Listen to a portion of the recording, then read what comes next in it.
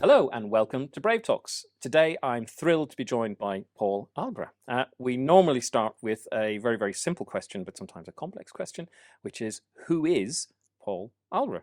That is potentially a complex question, isn't it? So I am professionally a writer and sometimes voiceover artist, but predominantly known for being Professor Elemental, which is a sort of steam-powered Victorian rapper with an orangutan butler called Jeffrey, who travels the country with messages of positivity and lunacy.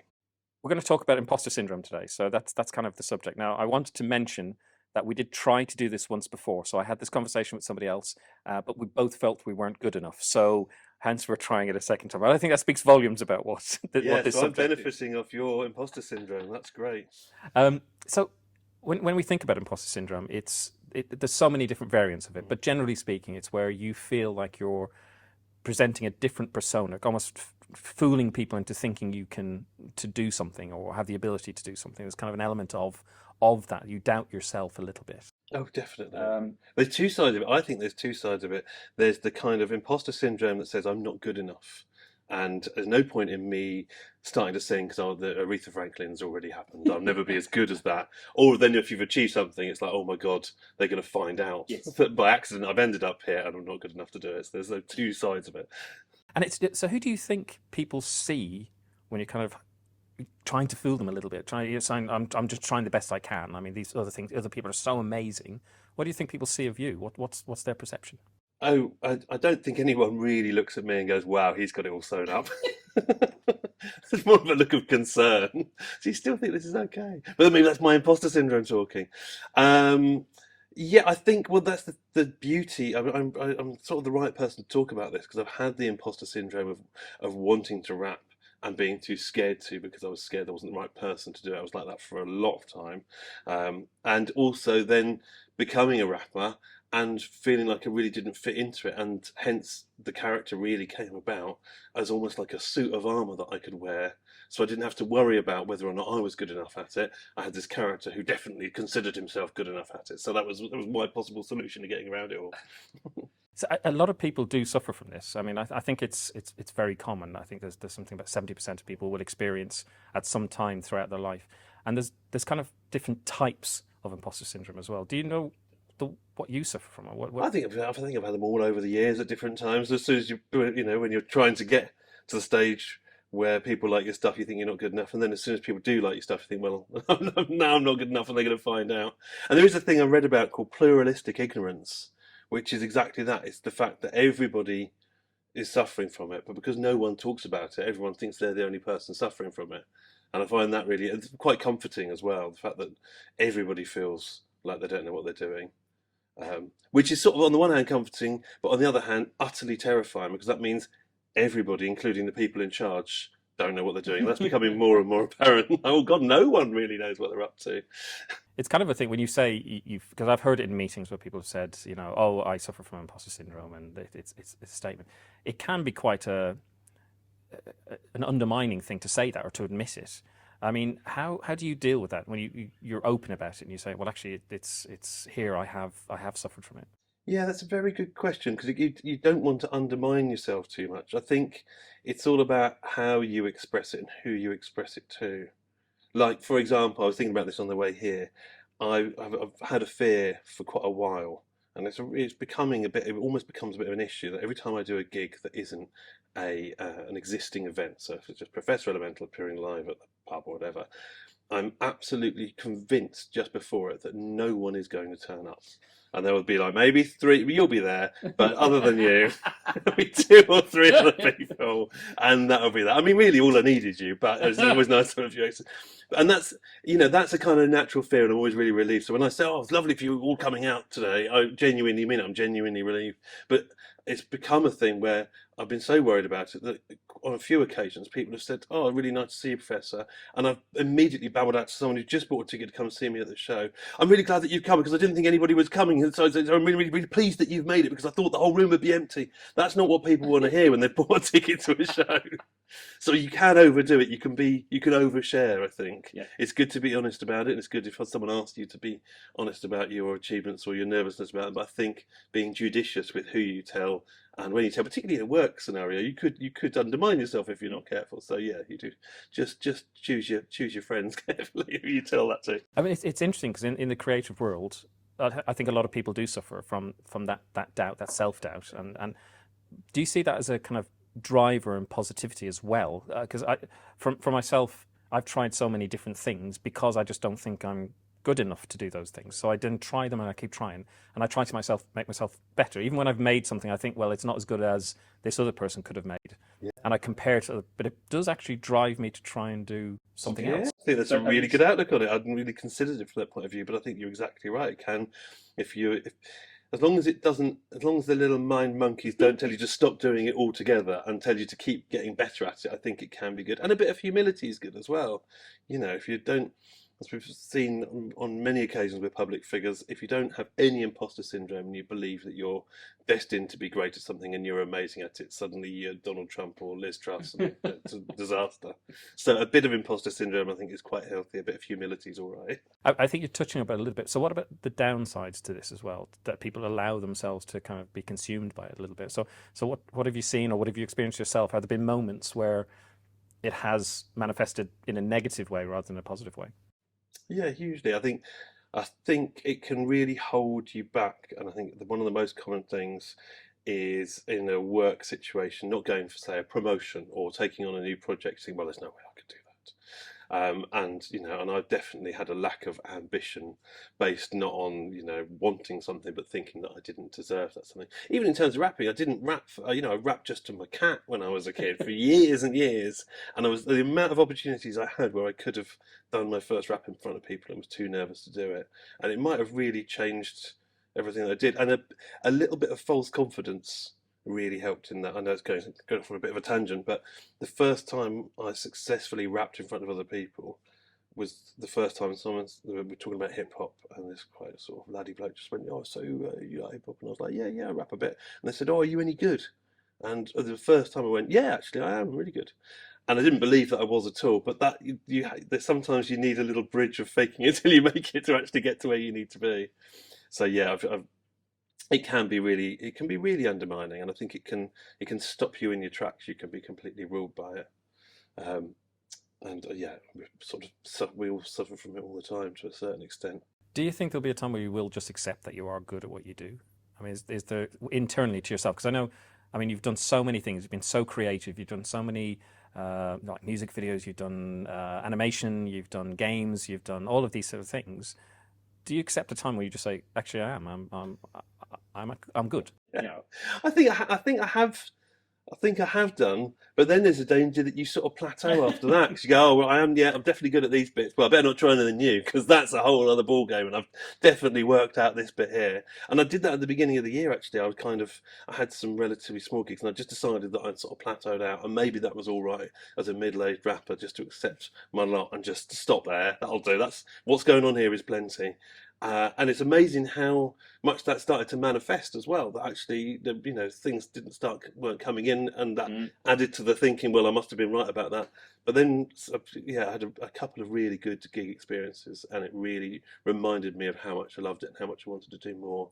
And it's flipped around again now to, remind myself to be a bit ambitious, not obscenely, ridiculously ambitious, because that's just as disappointing as the imposter syndrome. But to think about the next thing and where you can take things, it's really important to have that. I think it is, and it's.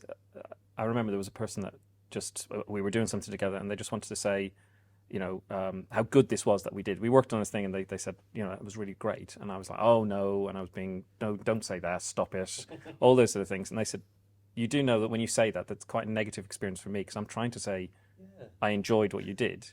Just say thank you. And it kind of brought it into my mind that actually, do you know what, just like you were saying, even if you don't believe it necessarily yourself, sometimes it's quite good for other people as well, just to say thank you. Take the win, definitely. Yeah. And also, if you're not, if you're really not feeling yourself, one thing you can do as a little sort of side quest almost is to big up other people's achievements and see other people who seem like they're struggling. And if you genuinely think their things are good that they're working on, make them feel better and do what you can to promote their things. And it's amazing the impact that sharing that kind of positivity can have on your own self as well. So do you think being open and actually sharing those experiences with other people helps them? Yeah, well, in terms of encouraging their stuff or talking about your own Talking thing. about your own experience.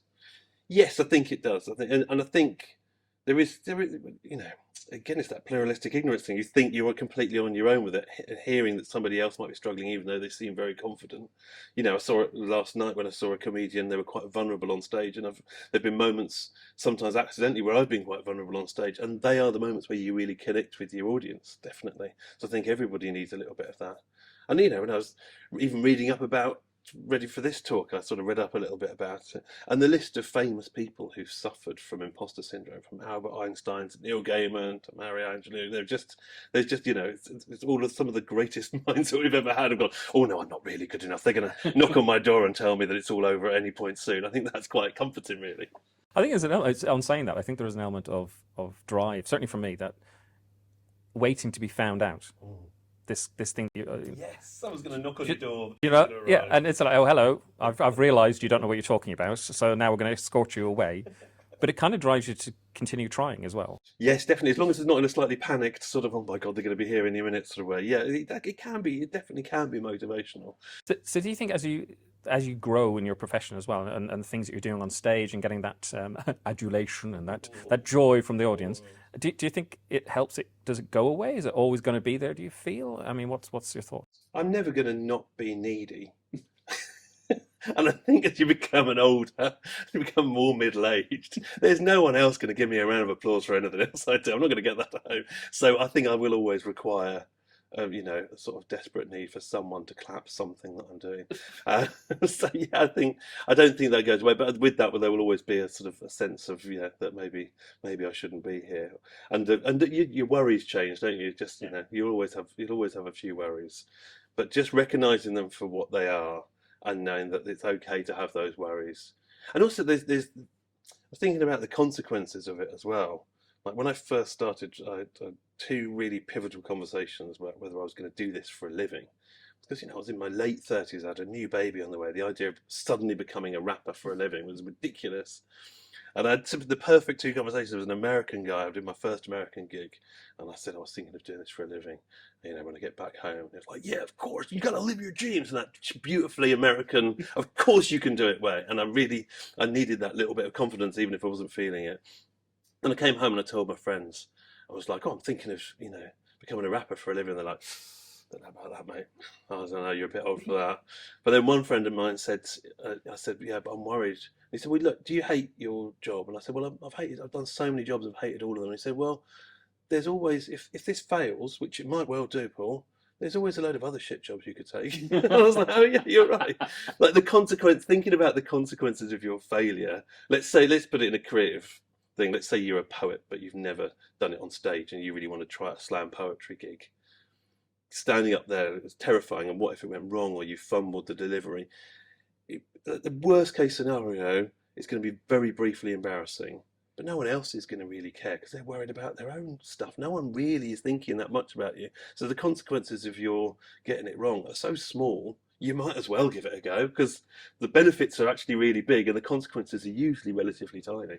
I think it's funny you should say that because it's one of the things I inherited worrying from my mother. It's one of those sort of things that I just think about the worst case scenarios a little bit, which is part of this believing that you're not quite doing what you need to do. But my wife, she said an amazing thing, which was when you play through these scenarios and you play the worst case and you get the feelings of fear and tension and worry and sickness, you've already experienced the worst thing that could happen. That's really good. You've had those feelings already. What are you worried about when you do it? And I was like, that's really Good. I like that a lot. That's really useful because I think, yeah, you can harness your worries just like anything else. Worrying in itself is not that bad a thing. It can be all right to, really consider the absolute worst of everything because things will go wrong, and sometimes they go hilariously wrong. But yeah, if you worked out every possible negative scenario and then still carried on, then it's, yeah, I it's mean, I'm really not saying worthwhile. everyone should do that all of the time, because I No, think it's that's just another weapon in It your is. arsenal, isn't it? Sometimes you've got to be optimistic, sometimes you need to work through all of the negative stuff and then push on through anyway. So we've had a lot of talks about different subjects around neurodiversity in mental health, and I feel this is just another one of those kind of areas. And a lot of people have said about toolkits, things and techniques. So I've mentioned one that that was given to me as a kind of, and it's been very, very useful. The worry won't go away. I mean, that is just, it's a kind of personality thing. But it's been helpful to think of it in a different light. Are there things that you've used as things that could help other people? Yes, there is.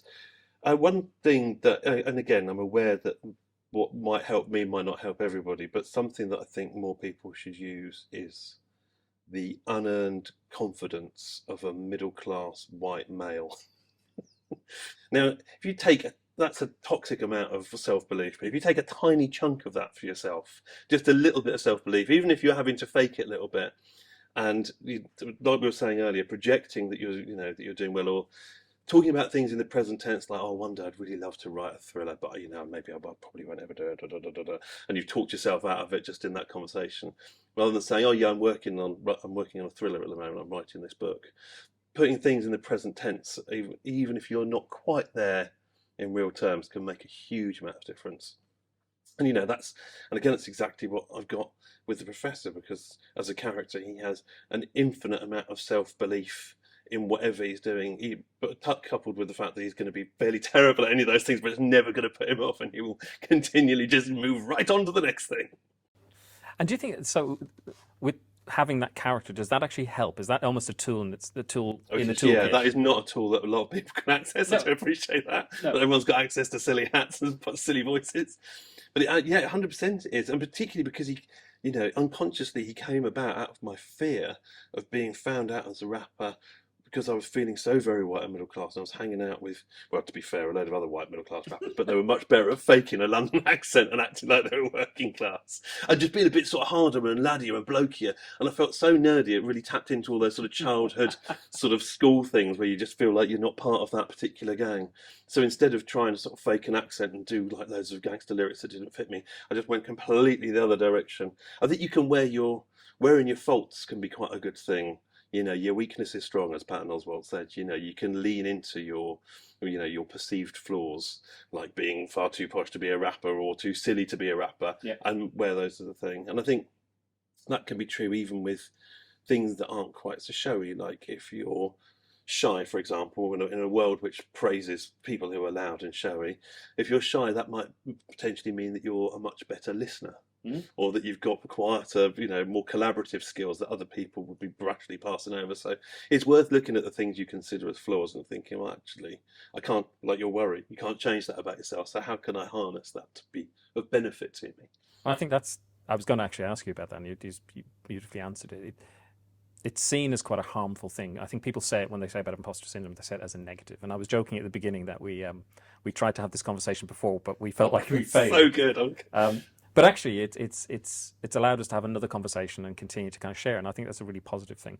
And generally speaking, it's there to, I think, help you in what you do. If you don't allow it to consume you, it's something that's quite positive. So do you have any sort of message for people that might be struggling? So I mean, I've been in conversations where people are starting their career, and when you talk, don't say I'm at the end of my career, but later in my career, and to say, yes, I still suffer from that, and I still have doubts, they're shocked to hear that.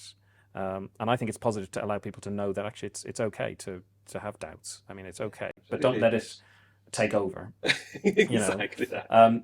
So what would you say to give people that might be struggling, or maybe not even sharing with people because they think it might be detrimental to them? Of course.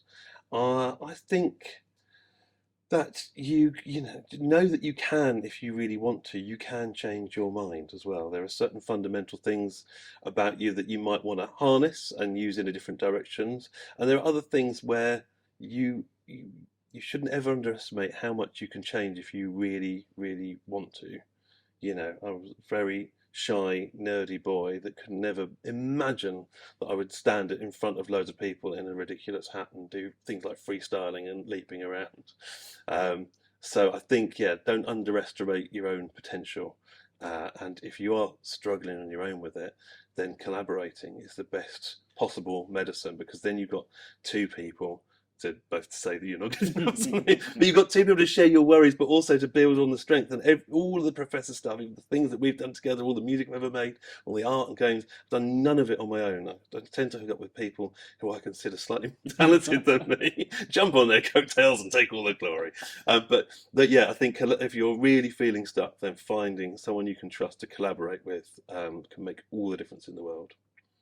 That is wonderful. Thank you so much. It's been really nice to chat about this, and I think it's a subject that we need to have more open conversations about. So thank you very much for joining us today. Thanks very much for having us. And thank you for joining us today. And I hope to see you in future Brave Talks.